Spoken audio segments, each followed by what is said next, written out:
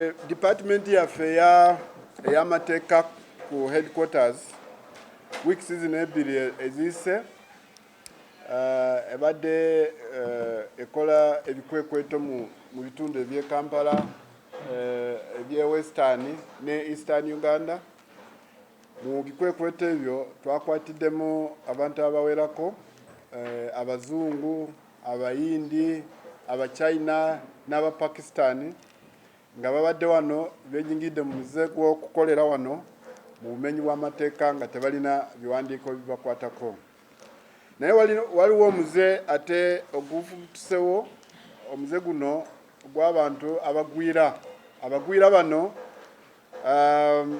okusingira ddala babadde bava mu ggwanga erya Egypt nga bo kye bakola babadde bakola obutembeeyi, batembeeya ebintu bino ng'essowaani, ng'amasepiki, nga ebikopo, nga ejiiko, nga kye bakola batambula nabyo mu community wansi eyo nga bagezaako okubitunda Bannayuganda ku nkola gye tuyita ya kibanja mpola, hire purchase.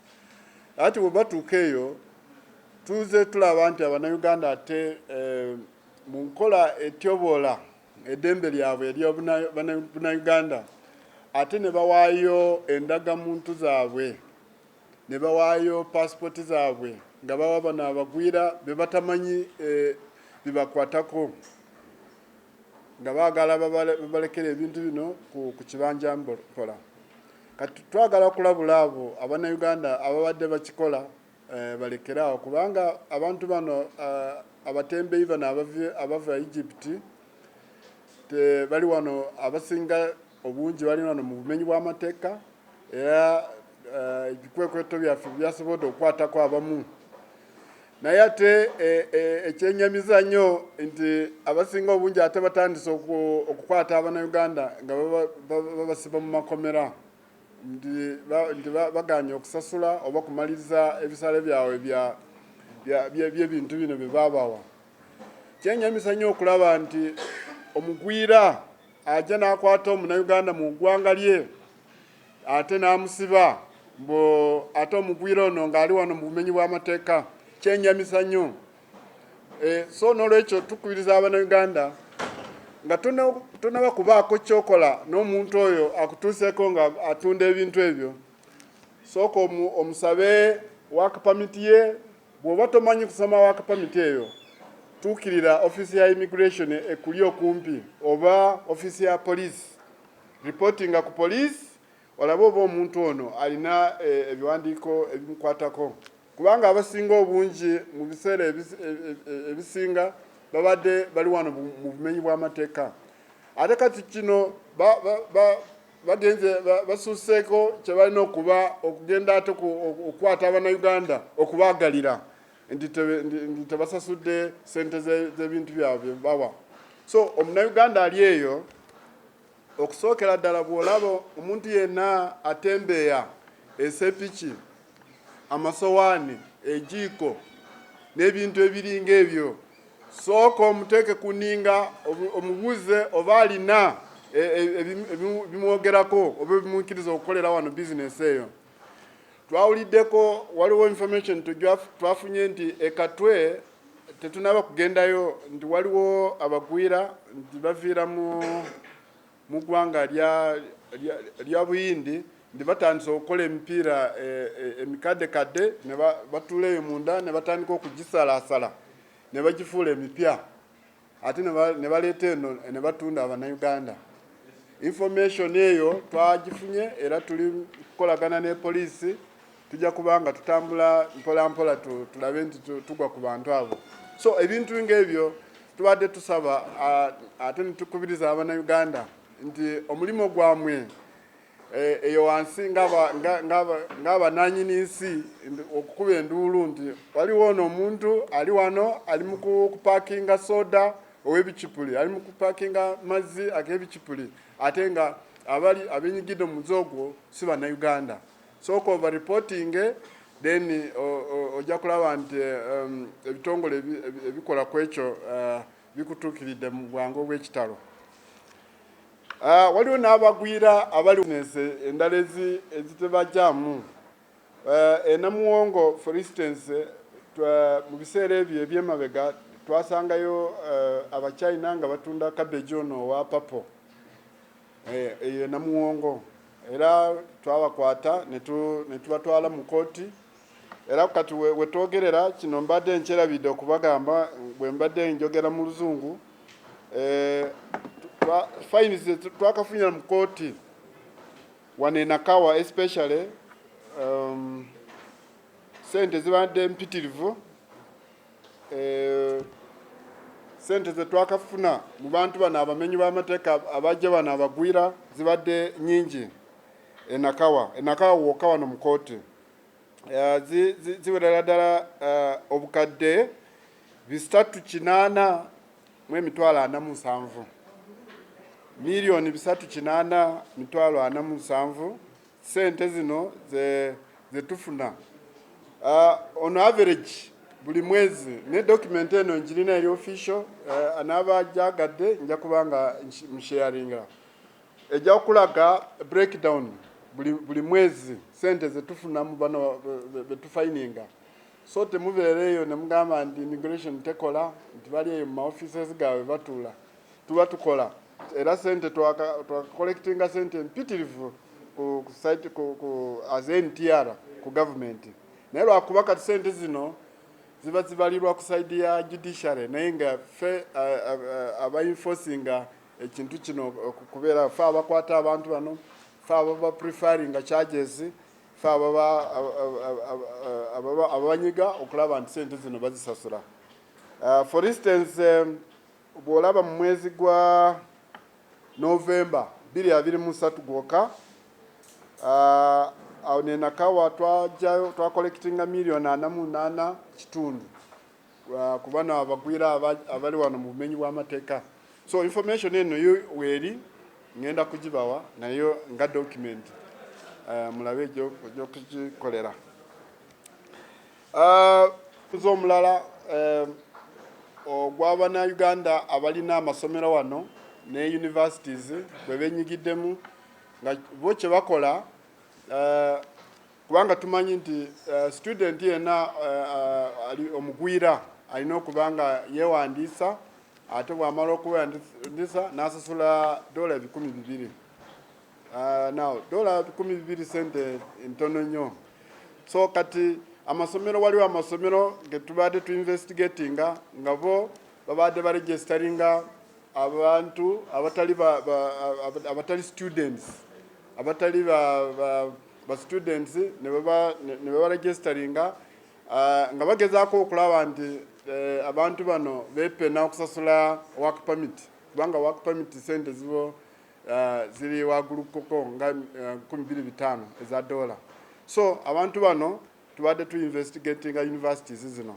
era tukubiriza universities zino n'amasomero agamu agabadde genyigira mu muze guno okukikomya mu bunambiro kubanga tujja kubanga tubakwata waliwo ne universities endala zikwata ne ziregisteringa abalecturers baabwe abasomesa ate ne baregisteringa nga ba student nga kyebagezaako okulaba nti baagala kwepena okusasula work permit so babaregisteringa ku immigration nga ba student abaza okusoma naye kati information gye tufuna ne reports ze tufuna mu university wansi eyo ziraga nti abantu bano bangiko actually ba lecturers ate balina okubanga basasula fees za work permit so universities ezibadde zikikola tubadde tubasaba mulekeraawo kukikola kubanga information eno tugifunye era tujja kubanga tubatukako ekiseera kyonna twagala okubategeeza nti passports centers ezikola ku passport zikyali wano e Kampala ku headquarters wano nga ku Old Port Bell Road fena tukimanyi tulinawo office endala erigulu ekola ku passport tulina office Mbale tulina Mbarara ne office empya nnyo eri ejjinja ketwakakulawo kati emyezi 2-3 egiyise, naye ate tulabye nti abasoga abali ejjinja, Iganga, Mayuge, ate mu kifo ky'okukozesa passport office y'ejjinja ate kati obasanga balayininze wano e Kampala, bo balowooza passport zino ez'e Kampala ze ntuufu.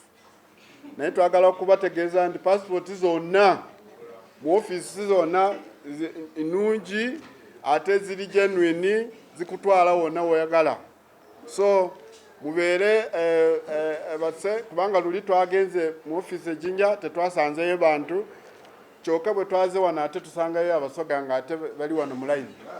So twagala mukozese office yamwe ejjinja mufune passport, kubanga twazibateerayo ng'abantu baffe ab'ebusoga.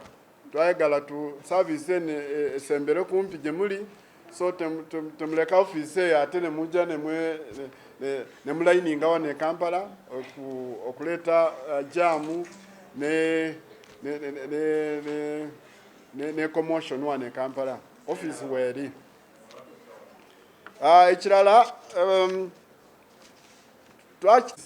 zigenda ku expiringa, waliwo abantu abasaba mu 2024 kati 2024 mwaka guno zitandise oku expiringa, era wabaddewo abantu abatubuuza nti balina ID zaabwe zi expiringa, banafuna passport nga bakozesa ID ezo oba kijja kuba kitya.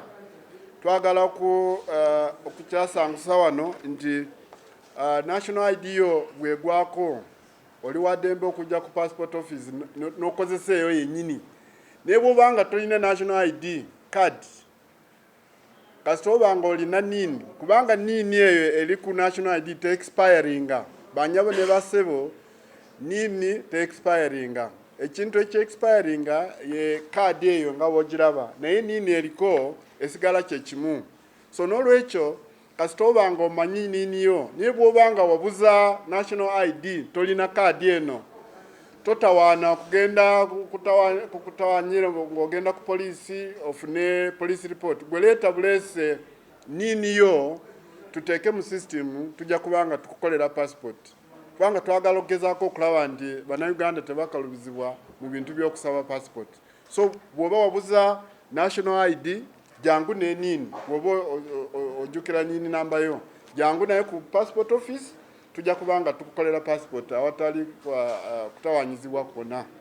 So n'olwekyo abantu bonna abalina national ID zitandise okugwako oku expiringa omwaka guno, temutya. Bw'oba oyagala kurenewinga passport yo, bw'oba oyagala kusaba mpya, jangu buuzi, teekamu application yo, oteekemu ne NIN eyo eri ku national ID. Tetugenda kufa ku expire date eyo eri ku copy ya national ID card. So abannayuganda abagala okusaba passport temukifaako ekyo kya expiring national IDs. Ate ffe ng'aba Ministry ya Internal Affairs twagala kukubiriza abannayuganda mu mass registration ende ya national ID. Mwenyigiremu wonna bwe muli mu bitundu bye muli, mu registeringe mufune national ID. Ekirala, waliwo abantu weekend ewedde abazze, njagadde okugamba kino mu Luganda kubanga kikwatagana ku bantu baffe abawansi abatamanyi Luzungu, abatamanyi kusoma obudde obuli ku appointment letter. Appointment eno passport office gyekuwa ekuteerako obudde bw'olina okugiramu ku passport office. Minister of Internal Affairs. From the National Coordination Office, today I will address you to one particular issue that we've talked about before, and this is the transnational organized crime of trafficking in persons. Particularly, today we have focused on the Pakistani community in Uganda, where we have a very, very huge case involving trafficking in persons by one gentleman called Haideri Abba, aka also known as Shabir Hussain. Now, the gentleman mentioned, Haideri Abba, yes, happened to traffic about 15 Pakistani nationals. This is the gentleman. He is a habitual, this is his passport copy, and this is how he looks.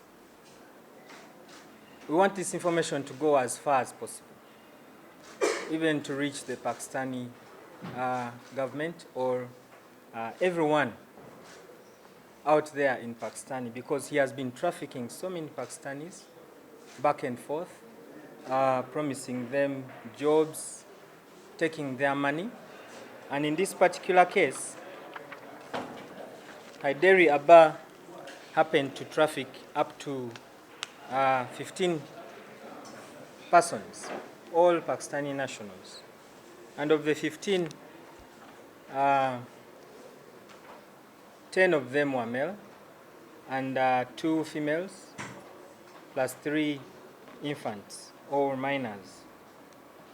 Among the 15, there were 2 particular families that he managed to convince to come to Uganda way back in December of 2023. So this group of the 15 has been living in the country under the cover of Haideri Abba.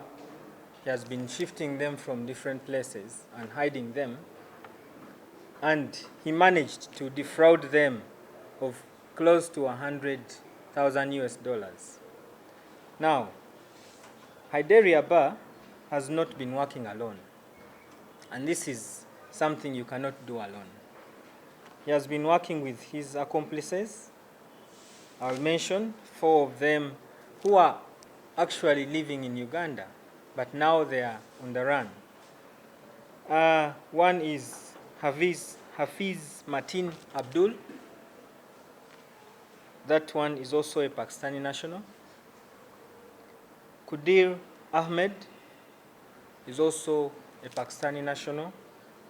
Rana Amjid Ali is also a Pakistani national. And then Tabir is also known as Burundi. That is a code name that he uses. This particular group stays in the country with the status of refugee. This is the call we've been making, that human trafficking now cuts across in all communities, regardless of whether people are in refugee communities or they are living legally in the country in a different status, whether they are working as employees or business owners or foreign national. From this particular case, Abel,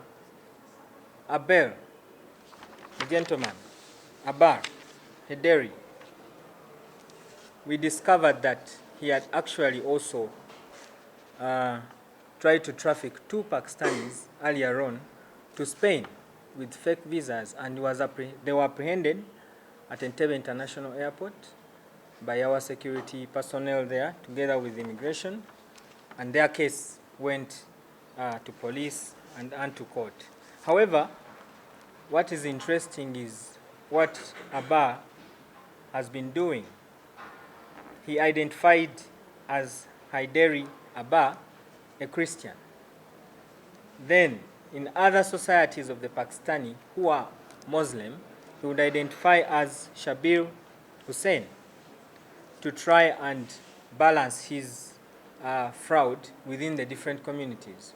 Remember, for him to fit in with the Christians of Pakistani origin and the Muslims, he decided to choose 2 identities.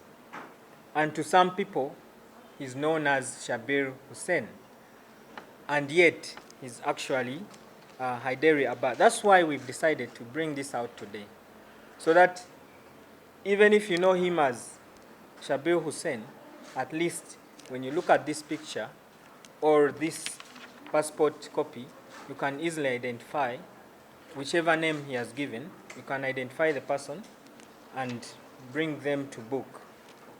Now, this we have not done alone or single-handedly. We've worked well with the Pakistani embassy representatives and some of our people that have given us information. Raza Ali is a resident here, and Mr. Navid, who have been working hand in hand with the police and to bring these people to book and to also help clear the air within the Pakistani community. This is a call, but at the same time, a caution for all those Pakistanis, wherever you are, that think of coming to Uganda. Make sure you're dealing with the right people.